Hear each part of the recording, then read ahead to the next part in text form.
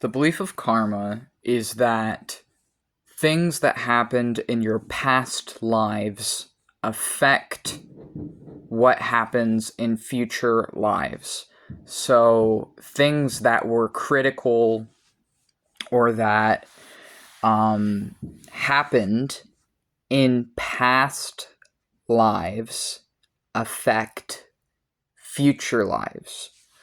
Good and bad karma is talking about the things that happened in past lives and how that affects the future lives. And I think that you can get good and bad karma in this life and it will affect the future lives, is also a belief in that.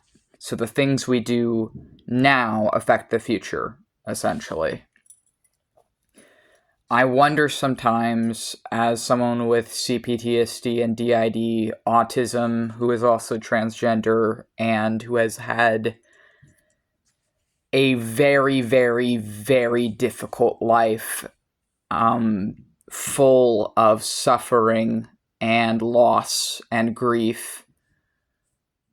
Sometimes I wonder if it's because of my past lives, in part. If maybe, not that there is no justification for abuse, for trauma, for the suffering of this world, but I wonder if, not as a justification, but as an explanation for some of it, perhaps.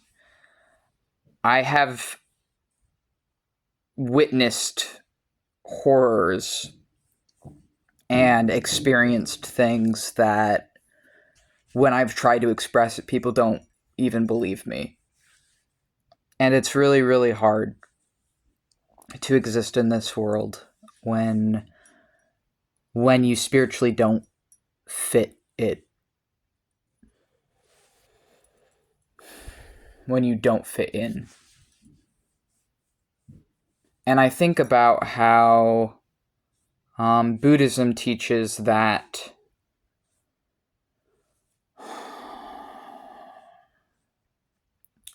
we suffer because of our connections. And I think about how many connections I've lost in pursuing truth and authenticity in my life. And I think about how usually me speaking the truth, telling the truth, being authentic, being honest at the highest degree I'm possibly able to be, puts me at odds with the vast majority of the world that I inhabit.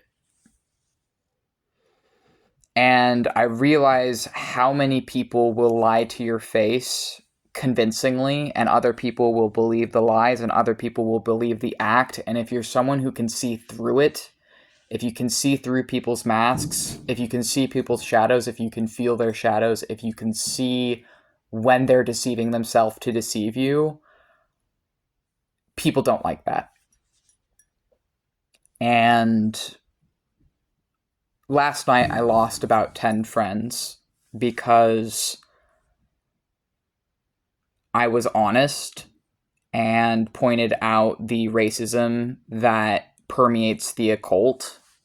And I tried to resolve things when I took it too far in my extreme anger of the white supremacy in the occult.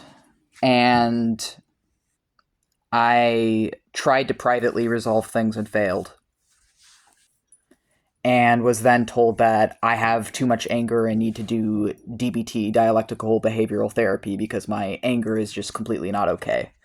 So essentially, everyone there was more focused on my extreme rage than on any of my actual points. And they cared more about my anger of the racism of occultists in the occult historically. They cared more about my reaction than about my actual point. And it was pretty much everyone there, except someone, another DID system, did reach out to me after I deleted my social medias. They reached out to me on a different social media to tell me that what I had said was personally relatable to them and that they understood what I was saying. And that autism and trauma isn't rational. And I know that my anger is too much for people. This is me talking now, not the other person that I was thankful to have reached out to me. But I know I'm angry. I know that my anger is too much for people. I know that when I point my anger at someone, that I lose people. But I also feel like it's worth losing 10 friends if those 10 friends are more focused on my anger than on why I was angry or what the actual point was. And if people's initial response to me saying that an occultist from the 1880s is a white supremacist is to disagree or try and find an excuse as to why that might not be, or to try and like twist it around in a different way, or to do anything other than just accept what I fucking said or research it for yourself, then to me it's like, okay, well, if this safe space doesn't allow discourse on white supremacy because it's too heated, then who is that safe for? Who is that space actually safe for? Because not fucking me. I can say that much. Not people who understand how every other ism and obia is all connected to white supremacy. Not people who aren't willing to tolerate white supremacy. And I just think that I've had a lot of fucking suffering these past few months and throughout my life too. And I've been through too much fucking bullshit to be told by people who don't even have what I have that I should do DBT because they have their own disabilities and they're projecting their own bullshit onto me when I know that I'm angry.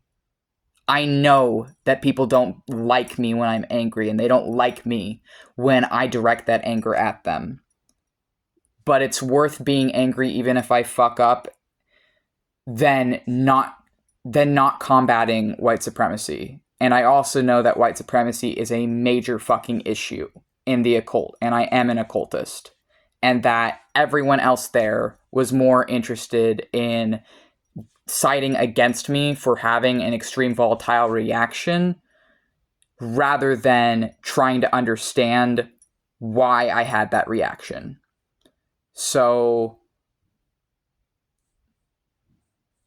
I think that it doesn't matter how many books you read. It doesn't matter what gods you work with. It doesn't matter how many crystals you have and whether you're doing pacts with demons or blood magic or chaos magic or anything else or any of these fucking labels. It doesn't matter what you're fucking doing. If you can look me in the eyes and genuinely tell me that because I got upset about white supremacy, that upset and your uncomfort with that upset is more important than drawing attention to the white supremacy in the occult. And I think, honestly, those people are cowards and frauds. And I think it's probably, considering that stuff was happening the last, couple days, and then this day, the last day before the new year, or actually it is New Year's now, it is the new year, that I'm processing this stuff, is probably telling me that those people shouldn't have been in my life anyways. And that it's probably a good thing I'm starting this year fresh without them.